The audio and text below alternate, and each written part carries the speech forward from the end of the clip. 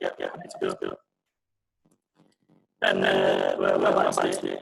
Is that all right? No, just hold on. Sound like E.T., mate. No, that's just me. On that innings, you looked in total control, went through the gears nice and steady to begin with, and then opened up later on. Just kind of talk us through how it felt out there. Yeah, I mean, I thought that West Indies made us work really hard for the runs that we've put on the board there. You know, it sort of swung and nipped throughout the whole innings. So it always felt like there was something in there for the bowlers, and you know, it's something obviously that we spoke about after the Ageas ball about being clinical, and you know, if you're the person that's managed to get yourself in on wickets, then you've really got to go on and make it count. And obviously we keep saying that we base our test matches on big first innings runs, and you know, we managed to do that this week, and you know, really promising signs for us going forward. But yeah, I think, you know, having someone like Simmers at the other end, it obviously allows you know, to go through the gears differently, like I like to do. You know, having Simmers at the top to be that rock, and have nothing faze him, and just sort of go along as he does, it obviously makes it a lot easier. Yeah, as I said, West Indies made us work really hard for the runs, and obviously we're in a very, very strong position now. And where do you feel your batting is at the moment? You know, obviously you've had some. It's a 10th 100. You've had some great days with the bat, but you know, 4 Test 100s since the start of 2019. I think you're averaging over 52 in that period. Do you feel as though your batting has even gone to a higher level, more consistent, more in control? Can you tell us about that? Yeah, I obviously feel good with the bat in hand. I didn't really, to be honest, in the first 2 weeks of the build-up period in the Ageas ball. You know, I felt like I was batting with a stick of rhubarb, I just couldn't hit the ball. But yeah, it's nice. I think once you get out into the competitive environment, and you know, when there's something really on it, it obviously brings out another side to most professionals. But yeah, I'm obviously really happy with where everything's at the moment. You know, just understanding my game plan, and trying to play the game as well.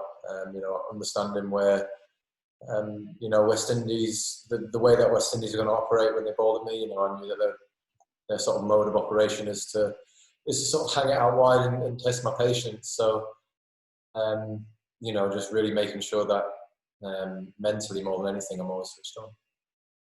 And last question from me. Obviously, a lot of news has been around Jofra over the last couple of days. You know, we were speaking to you about his bowling at the Southampton, and I think you said what a great relationship you've got with him. You two seem to be on the sort of same wavelength. I mean, how have you helped him through this period? What's your opinion of what happened and the mistake that he's made, and how he goes forward from here?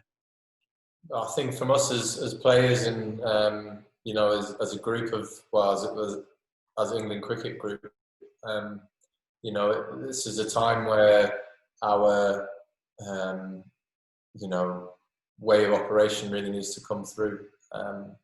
You know, we really need to be there to support Jofra right now, because obviously he's a big talking point. And obviously he is, you know, by himself because of everything else going on at the moment, but it's making sure that he doesn't feel like he's by himself. You know, the worst thing that we could do right now as a team is to just sort of leave him and, you know, see him in 5-6 days time, and then say, all right, you know, times like these for people are very, very tough. And you can feel like you are all by yourself, but I don't think anybody is going to allow that to happen. Jofra is a massive part of this group. And as everybody is, you know, if it was anybody else but Jofra, it'd be the exact same way of handling it that we would do as a team. You know, it's all good being there for people when things are going well and smoothly, but you know, what really comes through is how you operate with someone when they need you the most. Thanks. Thanks, Dean. We'll go with Stefan from the BBC, please. Ben, Dean just touched on your numbers for the past year, 400s in 12 tests, averaging well over 50. What do you put that run of form down to?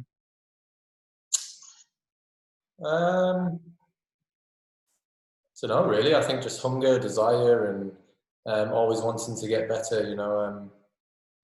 I'm always trying to think of and speaking to the right people about where to get better in all different areas. But I feel like I'm at an age now and at an experience level now where I really understand my game pretty much all of the time, and sort of try and not get carried away with everything.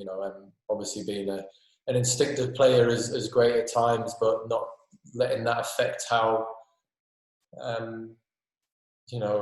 sort of, I don't know, to get too far ahead of myself. There's times in the past where I've sort of let how I'm playing at a certain moment sort of affect me and think I can go out and sort of play some big shots and it'll all be all right. But, we spoke about it last week after a G's ball. It's just, just being as clinical as you possibly can. And if you're the person out in the middle, just really making sure you go on and make it count. So this week there was a lot of that for me is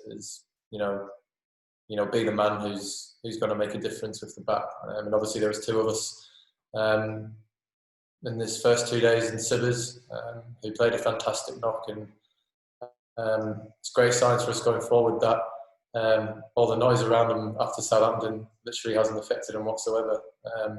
It's a great way to respond to any criticism that there was by going out and banging 100. So all credit got to go to Tom Sibley as well.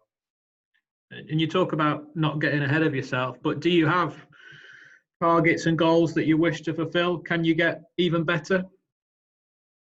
That's always a target for me, is just always trying to get better. I think I've answered questions like this quite a lot. Numbers, figures, all that stuff, don't really care about. Just as long, the main number for me is how many wins. Cheers, Stefan. Will McPherson, please. Ben, I think this was your slowest century in terms of balls faced. You batted for over 8 hours, and it's your longest test innings, all that kind of stuff. It's not sort of the Ben Stokes that people might sort of instinctively think of. Do you find these innings almost more satisfying now when you're sort of really grinding out a position for the team like that? To be honest, I was more buzzing that I faced 300 balls than I did when I got 100. It's something that I never thought I'd ever be capable of doing, is batting against 300 balls. But as I said, it's just being aware of conditions and how the game's being played. Obviously, the more time you spend down in the middle, the more chance you're giving yourself at getting runs, and obviously getting put into bat after losing the toss to go on and get 450 like we did as a team is amazing, and we've managed to give ourselves a real chance at leveling the series. Obviously went through the gears as I like to do at different periods throughout the innings. Happy with how things have gone.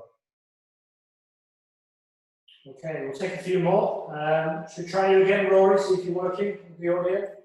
Okay, how's that? No. Okay, get it. Sorry. Wrap it. George?